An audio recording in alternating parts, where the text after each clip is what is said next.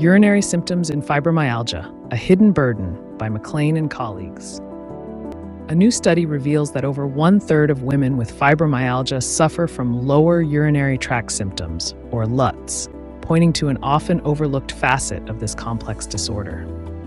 The research, carried out by McLean and collaborators at the Medical College of Georgia, identifies a strong connection between urinary issues and coexisting conditions like anxiety and irritable bowel syndrome, bringing to light a multidimensional health burden that affects millions of women.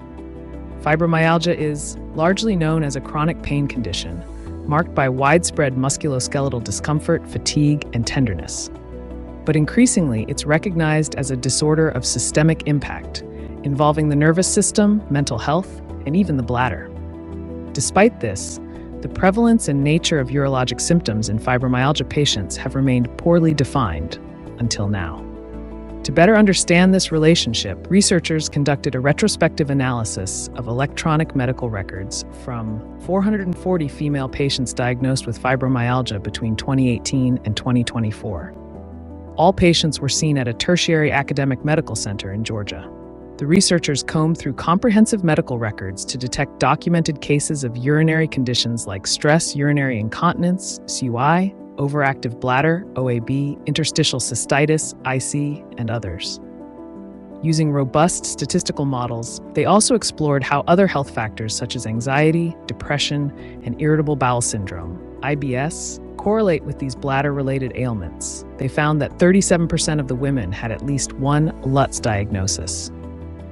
Stress urinary incontinence was the most common, affecting 17% of the cohort, followed by urge incontinence and mixed incontinence.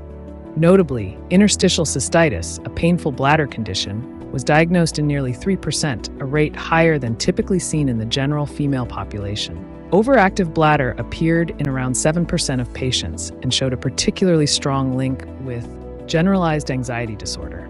The study identified IBS as the strongest predictor of urinary issues, raising the likelihood nearly ninefold. Anxiety followed closely, increasing the odds by more than 4 times. Interestingly, factors like obesity and age, while relevant in general urologic research, were not significant when accounting for psychological and gastrointestinal comorbidities.